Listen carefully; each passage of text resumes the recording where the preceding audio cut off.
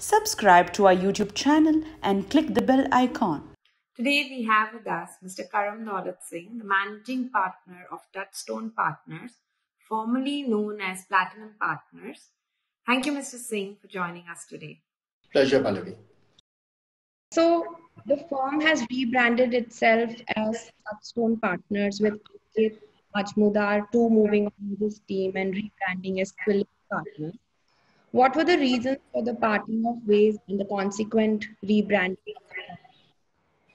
So I think the parting of ways was really a function of not being able to align on being able to run a firm, and we thought it best to do it in as amicable and professional a manner, and therefore we felt that everyone retiring the Platinum Partners brand and adopting new names would be the fairest option of them all. Obviously, having been a founder of the firm, well, first in 2002 as Daulet-Singh and Associates, and then in 2008 as Platinum Partners.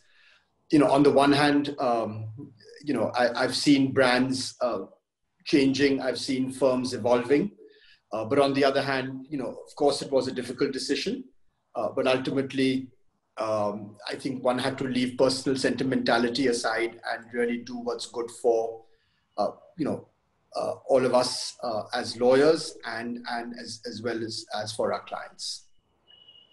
And how did you come up with this name, Touchstone Partners? So I'm not sure if you know Pallavi, but Touchstone is quite a sort of a touchstone is an element, is a material which is used to judge the purity of precious materials.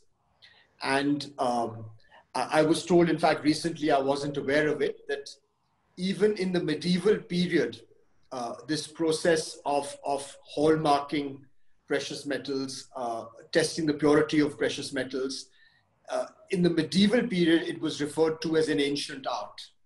So, so as you can imagine, touchstones have been around for a long time. So we just felt it had an excellent meaning. We liked the ring of it when you say it.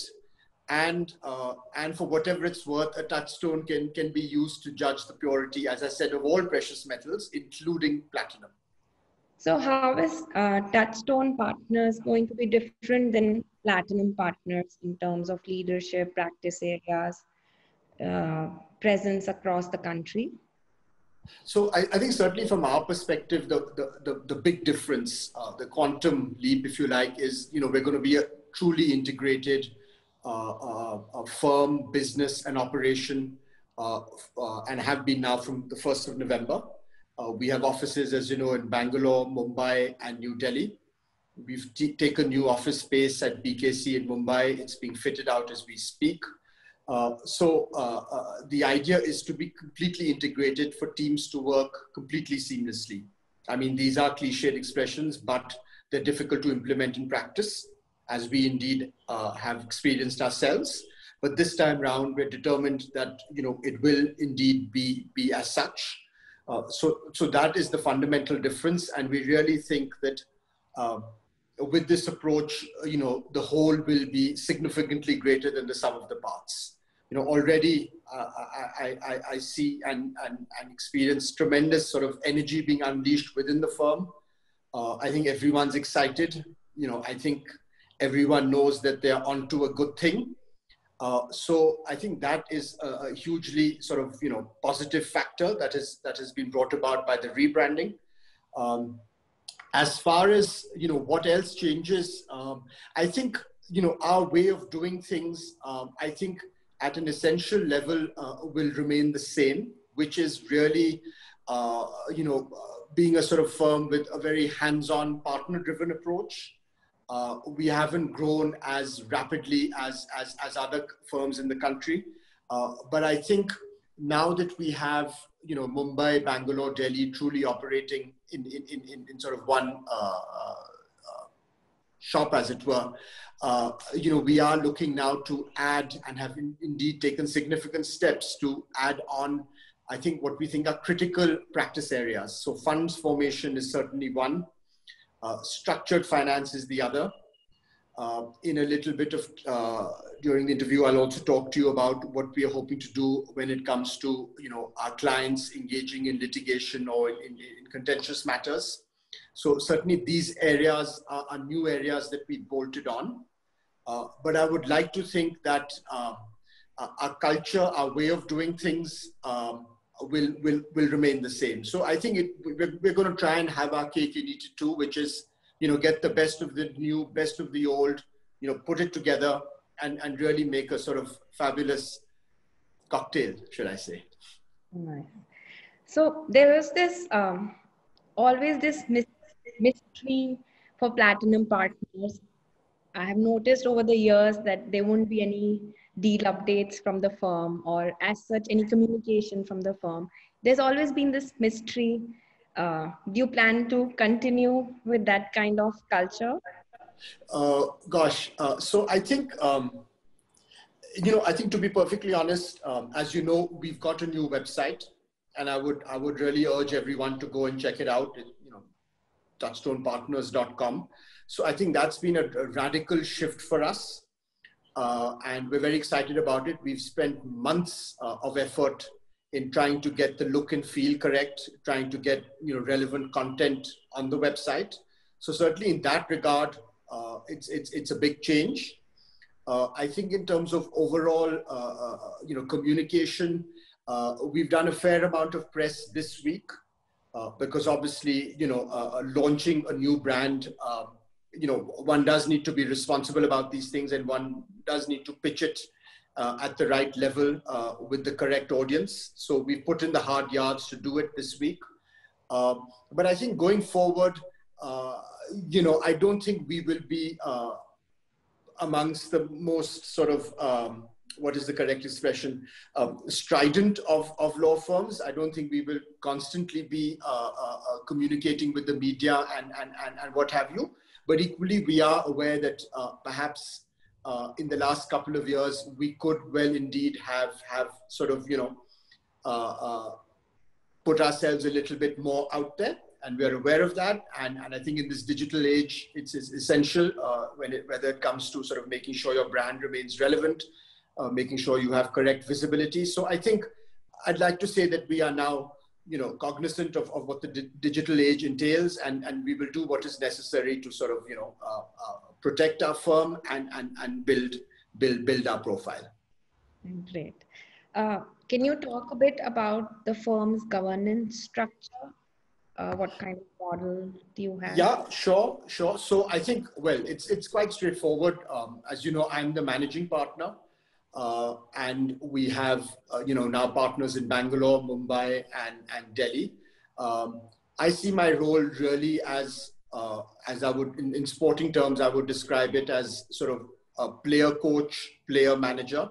So I'm very much, hands-on when it comes to working on matters, finding, new opportunities, building client relationships, but equally, I suppose someone's got to do the role of managing the operation, providing, as I'd like to think of myself, a coaching function. I think everyone needs coaching in some form or manner, whether they're the younger lawyers, whether they are the partners.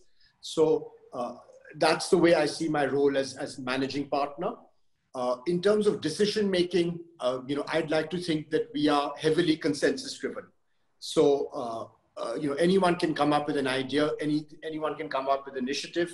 We quickly, have meetings, set up calls, thrash them out, sleep over things, and take decisions. But it's very much a function of everyone coming around, sharing views. A lot of the times it's we come to a unanimous view. In some cases, it's some people express their what is the expression? Express their reservations, but ultimately it's very much a consensus-driven approach. So we try and marry a consensus-driven approach with frankly agility and nimbleness which is required. And frankly, we are a small law firm, and we do want to have that ability to sort of move fast when the opportunity presents itself. So I'm not sure we get the balance right all of the time, but we adopt a mix of, as I said, agility, nimbleness, and making sure at least everyone's had a chance to discuss the point, make their views known, so that, the ultimate decision that is taken is as well as informed as it can be. And what's your recruitment policy? Is it from campus or people? So recruitment policy, again, a combination. We're looking, for good, motivated people, people who are high performers, who have a sort of, frankly, a winning edge, and who are willing to be sort of, frankly, groomed into having a winning edge. So, obviously we are going to now sort of, further build out Mumbai. And in order to do that, we will, of course, be, recruiting people. So I think it'll be a combination of freshers, mid-level associates, and if there are some good senior associates too, we'll certainly consider that. But obviously, we need to be careful that the overall culture doesn't get too mixed up. So we need to, again, calibrate the recruitment process carefully. But ultimately, I think when we come across lawyers who really have a passion to perform, we very quickly suss that out, and generally we find there are no cultural issues in sort of integrating people who really sort of have a passion to perform. So we feel that the post-COVID era is likely to see a number of disputes arising out of contracts and other transactions. Would you say it is a good time for law firms in this light? Well, yeah, I hesitate to use the expression good times with COVID in any light, but no, of course, I think, and if I may just talk a little bit about, what we are doing in the sort of disputes world. So, traditionally, we've really been a corporate firm, or known as a corporate firm. But, in the last several years, a lot of our partners have been involved in contentious matters for our clients, whether it's sort of adopting a pre-litigation strategy, whether it is actually instructing counsel and working on an arbitration or a litigation, or indeed, working on an investigation, whether it's an internal investigation or a regulatory investigation. So over the years, a lot of us have been doing that sort of work, but of course, none of us, go to court on a regular basis. And so we don't really have a feel for what's really going on in court, as it were. So as part of this rebranding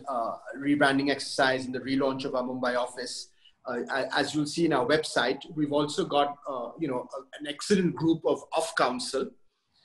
These are fantastic litigators that we've worked with over the years. They have their independent practices, I should say, but when we work on them on matters for clients, we work in a very integrated, one-stop manner, where we effectively, would take responsibility for the advice that is provided to our clients.